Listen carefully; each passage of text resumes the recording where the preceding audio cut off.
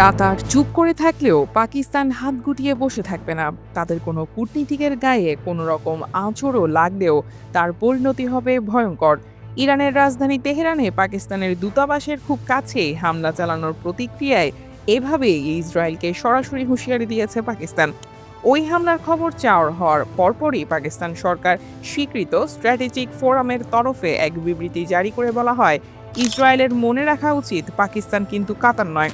যদি আমাদের কোনো কূটনীতিকের কোনো রকম ক্ষতি হয়, তা সে পৃথিবীর যে প্রান্তেই হোক না কেন, হামলাকারীদের জাহান্নাম দেখিয়ে ছাড়ব। খবরে বলা হয়, ২৬ মার্চ পাকিস্তানের দূতাবাস এবং কূটনীতিকদের বাসভবনের কাছে বোমা বর্ষণ করে ইসরায়েল। এতে কেঁপে ওঠে দূতাবাসের পাশাপাশি পাকিস্তানের রাষ্ট্রদূতের বাসভবনও।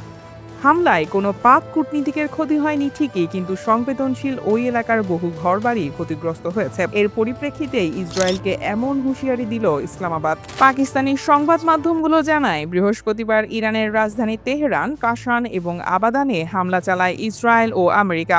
তার মধ্যে তেহরানের যে এলাকায় পাকিস্তানের দূতাবাস রয়েছে সে এলাকার খুব কাছেই বোমা বর্ষণের ঘটনা ঘটে। ঘটনাচক্রে ইরানের সঙ্গে আমেরিকা ও ইসরায়েলের সামরিক সংঘাত থামাতে এই মুহূর্তে মধ্যস্থতাকারী হিসেবে কাজ করছে পাকিস্তান। তার মধ্যেই তেহরানে পাক দূতাবাসের কাছে ইসরায়েলে হামলা চালানোয় গভীরভাবে ক্ষুব্ধ ও অসন্তুষ্ট ইসলামাবাদ। কারো কারো মতে, মধ্যস্থতাকারী হিসেবে পাকিস্তানকে সরাতে উদ্দেশ্যমূলকভাবেও এমন হামলা চালাতে পারে ইসরায়েল। কারণ তারা চাইছে না যুক্তরাষ্ট্র এখনই ইরান যুদ্ধ বন্ধ করুক।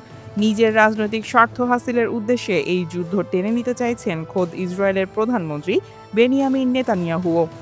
অতীতেও যুক্তরাষ্ট্র ইরানের মাঝে আলোচনা ভেস্তে দিতে অতর্কিত হামলা চালানো সহ নানান বাধাবিঘ্ন সৃষ্টির রেকর্ড আছে নেতানিয়াহুর। এমনকি গাজা যুদ্ধ বন্ধের আলোচনা ভেস্তে দিতেও নানান অপতৎপরতার রেকর্ড আছে তার। এর আগে গাজায় যুদ্ধবিরতি বিষয়ে হামাসের নেতাদের সাথে কাতারি প্রতিনিধিদের আলোচনাকালেই কাতারের রাজধানী দোহায় হামলা চালায় ইসরায়েল। ওই ঘটনায় ব্যাপক ক্ষুব্ধ হয় কাতার। পরে মার্কিন প্রেসিডেন্ট ডোনাল্ড ট্রাম্পের জোরালো আপত্তির মুখে কাতারের কাছে দুঃখ প্রকাশ করতে বাধ্য হন নেতানিয়াহু। কিন্তু যত যাই হোক, নজিরবিহীন ওই হামলাকে কাতারের সার্বভৌমত্ব লঙ্ঘন হিসেবে বিবেচনা করা হয়। মূলত ওই হামলার প্রসঙ্গ টেনেই ইসরায়েলকে হুঁশিয়ারি জানিয়েছে পাকিস্তান। কাতারের কাছে পার পেলেও পারমাণবিক শক্তিধর ইসলামাবাদ ইসরায়েলকে ছাড় দেবে না, স্পষ্ট করেই সে বার্তায় জানানো হয়েছে।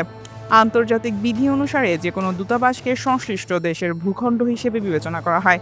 ফলে পাকিস্তান এই ধরনের হামলা বরদাস্ত করার পক্ষপাতী নয়। অনেক বিশ্লেষকের মতে, কেবল মধ্যস্থতাকারী হিসেবে সরানোর উদ্দেশ্যেই নয়, চলমান যুদ্ধে ইরানের পক্ষ নেয়ার কারণেও পাকিস্তানকে শিক্ষা দেওয়ার অভিসন্ধি থেকে তাদের দূতাবাসের কাছে হামলা চালাতে পারে ইসরায়েল। তবে উদ্দেশ্য যেটাই হোক, এর জবাবে পাকিস্তান যে ভাষায় বিবৃতি দিয়েছে তা এক কঠোর বার্তা। News desk, দুতিয়াল।